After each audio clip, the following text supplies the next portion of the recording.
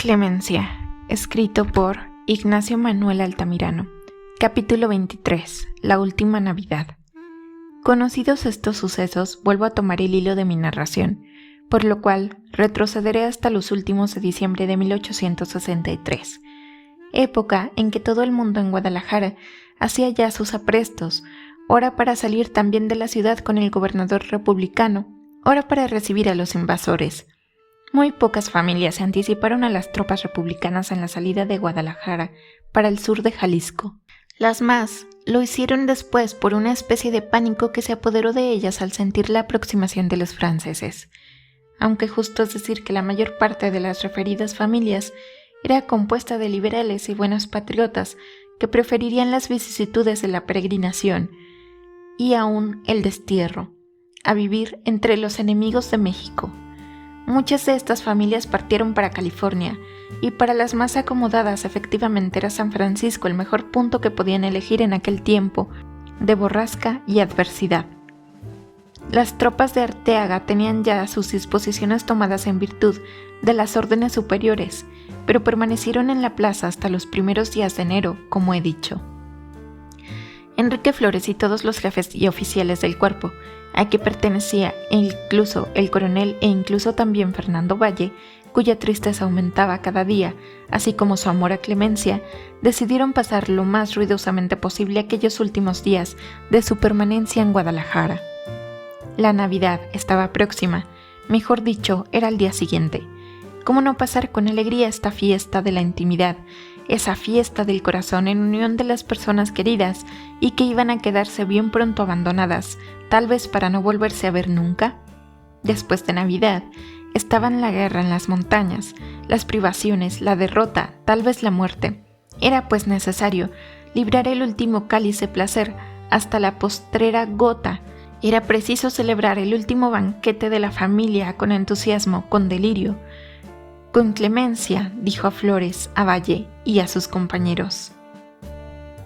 La Navidad se celebrará aquí, en casa, haremos un gran baile, tendremos una agradable cena, nos alegraremos por última vez con los nuestros y después que vengan los franceses y nos degüellen. Los oficiales se pusieron locos de contento. La noche del 24 llegó, noche hermosísima, en nuestra patria, como en todo el mundo cristiano, y en que hasta los desgraciados y los malos se alegran y ríen. Ya conocen ustedes la casa de Clemencia. Pues bien, la noche del 24 era un palacio de hadas. Se iluminaron el patio y los corredores. Se pusieron por todas partes gigantescos ramilletes de flores y ramas de árboles cubiertas de heno y de escarcha. Se dio, en fin, a la casa el aspecto tradicional de las fiestas de Nochebuena. El invierno con sus galas de nieve, con sus pinos y sus musgos, lo cual es una exageración en Guadalajara, donde casi no hay invierno, contribuyó a embellecer aquella mansión opulenta en que iban a tener lugar las alegrías íntimas dentro de pocas horas. En el salón se había colocado ese precioso juguete alemán, como le llama Carlos Dickens, el árbol de Navidad, precioso capricho no introducido todavía en México y que es el objeto de la ansiedad de la infancia, de la alegría de la juventud y de la meditación de la vejez en los países del norte, donde aún se mantiene vivo con el calor del hogar el amor de la familia. Había sido un capricho de Clemencia poner ese árbol, en cuyas frescas ramas había colocado algunas de sus más queridas alhajas, pañuelos y pequeños juguetes que habían de repartirse entre sus afortunados amigos, con entero arreglo al estilo alemán. Solo que aquí, en vez de niños, eran valientes oficiales republicanos los que iban a obtener esos preciosos obsequios, como una muestra de eterno recuerdo. A la medianoche debía hacerse este reparto, como es costumbre. Además, Clemencia, prosiguiendo sus imitaciones del extranjero, había dispuesto que inmediatamente después del despojado el árbol de sus adornos, el primer vals que se bailase fuese como el vals de medianoche en el último día del año, el baile de los amantes, es decir, en el que debían escoger los hombres a sus preferidas y éstas a los dueños de su alma. Tal vez no todos los amigos tenían allí a las amadas de su corazón, pero Clemencia, en todo esto, tenía una mirada enteramente personal suya, y poco se cuidaba de lo demás. Isabel había sido convidada como era de suponerse, pero la pobre niña aún sufría los tormentos del desengaño, cada vez más amargos a medida que pasaba el tiempo. Este espacio quedaba libre. En el centro del salón se comenzó a bailar.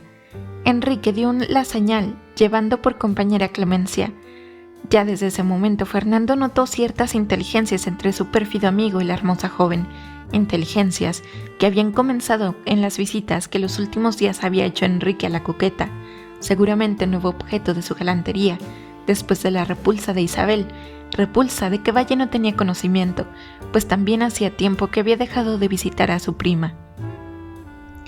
El pobre joven se colocó en un rincón y desde allí procuró observarlo todo, palpitándole el corazón de dolor y de miedo, porque ya le daba miedo pensar que Clemencia se enamorase también de Flores. Esto se explica. Fernando estaba entregado ciegamente a su amor por Clemencia y no había para él medio entre ser amado de ella o morir. El baile siguió alegre. El reloj dio las 12 de la noche y todo el mundo vino a agruparse alrededor del árbol. Comenzóse la rifa. Cada uno sacó su número y Clemencia fue distribuyendo la alhaja o el juguete que correspondía a aquel número. Llegó su turno a Fernando. Sacó el número 13, número fatal entre los fatales. Clemencia bajó de una rama del árbol un lindo pañuelo de batista que tenía este número. «Valle», dijo la joven alargando el pañuelo a Fernando. «Isabel y yo hemos bordado juntas este pañuelo. Por esto debe serle a usted doblemente querido». «Lo guardaré como una reliquia sagrada», respondió Fernando. «Y cuando reciba usted alguna herida, empapele usted en sangre generosa. Esa será la mejor manera de honrarle». «Ya lo prometo», murmuró Fernando palideciendo. Acababa de sentir ese extraño temor que la visita de Clemencia le había causado la primera vez que la vio.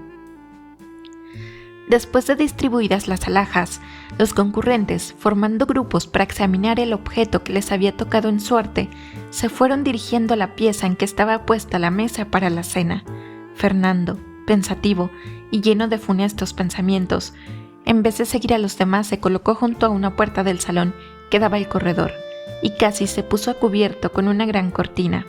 De repente, 2 personas pasaron junto a la puerta por el lado de afuera, caminando lentamente. Eran Clemencia y Enrique. «Será una alhaja querida», decía Enrique, «pero yo hubiera querido el pañuelo bordado por ti. ¡Qué fortuna de chico! La otra vez una flor, ahora un pañuelo». «¿Y tengo yo la culpa, Enrique? Pero no seas niño. Toma y consuélate. Tu árbol de Navidad es mi mano, y ella te alarga esto. ¿Estás contento?» «¡Ah, qué dicha!» Y sonaron 2 besos apagados que Enrique daba al objeto que le alargó Clemencia. «Retrato y cabello que pediste, ahora enójate». Los jóvenes se alejaron. Fernando cayó desplomado sobre una silla. Lo que acababa de escuchar era cuanto podía sucederle de imprevisto, de horroroso, de terrible. Poco después le fue preciso salir al corredor. Se ahogaba, estaba loco. Si alguna vez hizo propósitos insensatos, fue entonces. Su pecho era un volcán, su cerebro ardía, y no le venían a la boca más que blasfemias.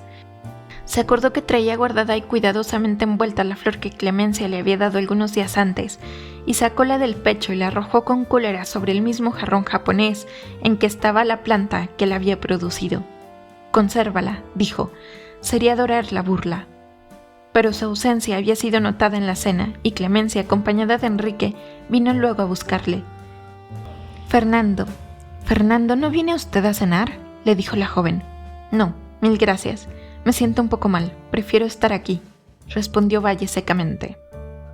«Hombre, ¿se está usted haciendo el romántico en una noche como esta?». «Amigo Flores, conténtese usted con ser dichoso y déjeme en paz», replicó Valle sin poder contenerse. «Amigo Valle, dice usted eso con un acento tan trágico que me causa terror, y sobre todo a esta señorita. Se diría que usted está rabioso». «Rabioso no es la palabra, indignado, sí, como un hombre sincero que descubrió una perfidia». «¿Perfidia de quién?». «Hombre, me interroga usted mucho y a su vez se pone usted trágico, lo cual me da también terror, y sobre todo a esta señorita». «Vamos, usted se ha vuelto loco, Fernando. Por fortuna yo le desprecio lo bastante para hacerle caso». Dios mío», dijo Clemencia muy agitada al notar el ademán de Valle, que próximo a estallar pudo sin embargo dominarse, y se contentó con sonreír mirando a Enrique con gesto de supremo desdén. Señorita, no tema usted, añadió. Este caballero y yo nos conocemos hace tiempo, y sabe que soy respetuoso en ciertos lugares, en otros ya es diferente, y tiempo nos queda. En cuanto a usted, le pido 1000 perdones por mi descortesía hoy, y por mi candidez antes, y el permiso para retirarme. Pero señor Valle, van a notar que se ausenta usted así de una manera singular. Se dirá... Nada. Yo le ruego a usted manifieste a su papá que me retiro porque estoy un poco enfermo. Ya me conocen y no lo extrañarán. Y luego, volviéndose al lado de Flores, le cogió de un brazo y dijo sordamente: «Mañana». «Sí, mañana», respondió este llevándose a Clemencia, que había perdido enteramente su aire altivo y que parecía trémula en emoción. «Por Dios, ¿qué va a suceder?» «¿Qué va a suceder? Que la mataré, Clemencia. Hace tiempo que me fastidia este personaje de Virón, y ahora con más justicia. Se creía con derecho quizás a tu amor. Había tomado la compasión y la amabilidad por cariño, pues es modesto el joven. Enrique, prométeme que no le harás nada». «Oh, en cuanto a eso, yo estoy acostumbrado, amor mío, a hacer tragar las amenazas a quien me las dirige. Pero no temas, no es espada la que él verá enfrente, sino mi látigo». Clemencia, generosa por carácter, se sintió mal al escuchar esta fanfarronada que traspasaba los límites de lo verosímil. «Oh, no, dicen que es muy valiente Fernando». «A pesar de eso, sentirá mi látigo». «Adiós, alegría de Navidad», murmuró Clemencia, enjugándose sus lágrimas. «Ya no voy a tener gusto en toda la noche, y vale más que esto se acabe pronto». «¿Pero por qué, mi vida?», dijo Enrique, inclinándose a besar los perfumados cabellos de Clemencia. «Te preocupas mucho por las palabras de un imbécil. Vas a ver si te quito la pena. Bailaremos el primer baile. ¿No es esto lo convenido?» «Sí, pero se acabará todo después». Entraron. La cena se concluyó alegre, pero la frente de Clemencia permaneció nublada y triste. Tocóse el valse consabido. Enrique hizo prodigios de galantería y de imaginación para distraer a Clemencia, pero ésta sonreía tristemente. Ocultaba bajo su larga y sedosa pestaña alguna lágrima que asomaba a sus radiantes ojos negros, y en un descanso dijo a Enrique mirándole fijamente con los ojos entrecerrados y llenos de pasión: «¿Me amas, Enrique?» «Más que a mi vida». «Pues no hagas caso a Valle, desgraciado, él me quiere también». «Esa es una razón de más». «Esa es una razón para tenerle piedad.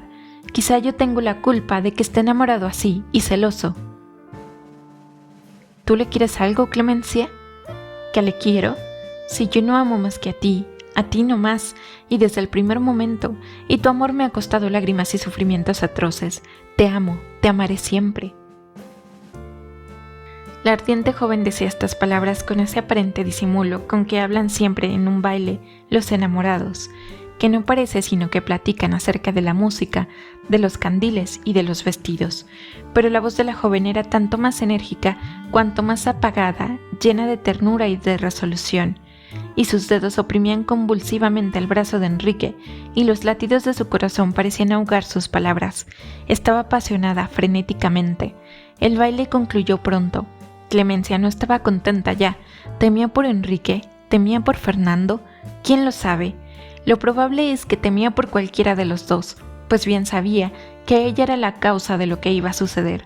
Así es que otra vez, al recogerse en aquella aristocrática y deliciosa estancia que ya conocimos en la noche del té, volvió a repetir pensativa y llena de remordimientos las mismas palabras.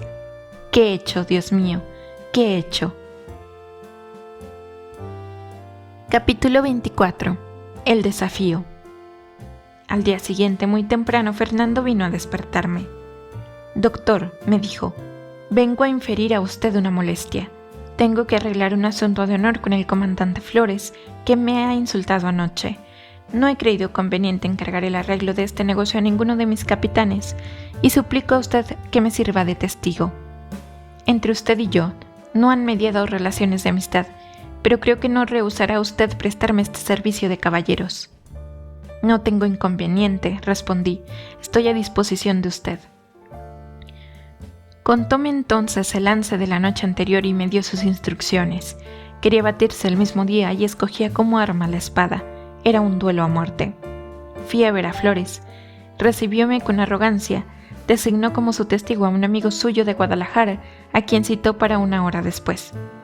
No habrá dificultad ninguna, me dijo. Dentro de 3 horas Valle estará complacido. Me despedí inmediatamente y fui a dar aviso a Fernando del pronto arreglo de aquel negocio. Pero aún estaba hablando con él cuando un ayudante vino a llamarle de parte del coronel, y con urgencia. Encontró a su jefe indignado.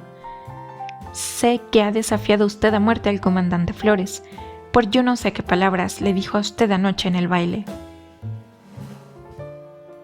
¿Él se lo ha dicho a usted, mi coronel? Él me lo ha dicho. Pues bien, es cierto, me ha ofendido gravemente y yo he creído conveniente reparar este agravio retándole. Sería yo un hombre despreciable si no lo hiciese así. ¿Y usted no sabe que nuestras leyes militares prohíben bajo severísimas penas al duelo? ¿Usted no sabe que va a ser reo de un delito grave? ¿Y que yo estoy resuelto a imponer a usted un castigo terrible si insiste en su propósito? Caballero, yo no permito en mi cuerpo, ni menos en estas circunstancias, semejantes lances de espadachines. Yo haré fusilar, conforme a ordenanza, al que intente siquiera, estando como estamos frente al enemigo, promover duelos por cualquier motivo. ¿Es usted valiente? ¿Está usted ofendido? Pues tiempo hay para probar su valor combatiendo por su patria y para lavar su ofensa procurando en el primer combate portarse mejor que la persona que le insultó. Un militar no se pertenece. Su vida es de la patria y arriesgarla en otra cosa que en su defensa es traicionar a las banderas. Habríamos de dar el escándalo de un desafío delante de los franceses. Batallas son las que debe usted desear y no lances de honor, matando o muriendo usted. Quedaría deshonrado en un desafío personal. El comandante Flores ha probado su temple de alma en los combates. No necesita dar nuevas pruebas de ello, y en cuanto a la ofensa que haya podido inferir a usted, él le invitará, llegado el caso, a avanzar sobre el enemigo, y entonces el que se quede atrás será el que tenga que confesarse vencido. Así deben hacerse los desafíos en tiempo de guerra, y no exponiendo la vergüenza a su cuerpo a los jefes con reyertas personales, estériles para la causa que defendemos y criminales a los ojos de la sociedad. He ordenado a Flores que no acepte el reto de usted, y si tanto él como usted intentan llevarle a cabo, a pesar de mis órdenes, el general tendrá conocimiento de ello, y yo ofrezco a ustedes que los haré fusilar. Así es que usted prescinde de su propósito, retira usted toda indicación, y dentro de pocos días yo proporcionaré a ustedes una lisa más noble, más honrosa, y como es preciso castigar a usted por ese conato de infracción del Código Militar, usted permanecerá arrestado hasta que salgamos de Guadalajara, que será bien pronto. Está bien, mi coronel, contestó Valle, comprendiendo que su jefe tenía razón en todo, pero indignándose interiormente de que Enrique hubiera corrido a denunciar al coronel aquella ocurrencia. El razonamiento del jefe era enteramente justo, pero la cólera hervía aún en el pecho del joven ofendido, y aquel desprecio lanzado por su enemigo delante de Clemencia le manchaba el rostro como un bofetón o un latigazo. Algo hubiera dado por no pertenecer al ejército, o por hallarse lejos de la guerra, y frente a frente de un rival tan soberbio como insolente. El duelo no se llevó a cabo, y Valle se desesperaba pensando que Clemencia supondría que él se había resignado a sufrir en silencio la atroz injuria que había recibido en presencia de ella. «Doctor», me dijo llorando de desesperación, «no me queda más recurso que el suicidio». «El suicidio sería peor, amigo mío», le respondí, «y me asombro de que usted, regularmente tan juicioso, no pueda dominar ahora ese sentimiento de cólera pueril. Realmente el coronel tiene razón. Un desafío cuando los franceses van a llegar sería inexcusable. La espada de usted no debe cruzarse sino con la de los enemigos de la patria. En el primer combate usted se cubrirá de gloria o morirá, y de una u otra forma quedará bien puesto a los ojos de su rival y los de esa señorita, que sería la primera en censurar a usted una querella personal en los momentos mismos en que el enemigo se presentase frente a nosotros. ¡Qué duelo ni qué suicidio! El combate mañana, y olvidemos hoy esas miserias de salón que solo pueden afectar a quien, llevando una vida ociosa, no tiene otro campo más hermoso en que demostrar el temple de una alma altiva y honrada. Logré por fin convencer a Valle, que se resignó a callar y sufrir, con la esperanza de hacerse matar en el primer encuentro. Entretanto, permaneció arrestado y no volvió a ver a nadie en Guadalajara, encerrado como estaba en su alojamiento, en donde pasó todavía unos 6 días de tormento y de impaciencia. Por fin, se dio la orden de marcha y el cuerpo salió de Guadalajara con dirección a Sayula. Esto sucedió el día 2 de enero de 1864, el día primero, y cuando se hacían los aprestos de marcha, el coronel del cuerpo, en nombre del general Arteaga, puso en manos de Flores el despacho de teniente coronel que el general en jefe del ejército acababa de enviarle, por recomendaciones de buenos amigos que el comandante tenía en el cuartel general.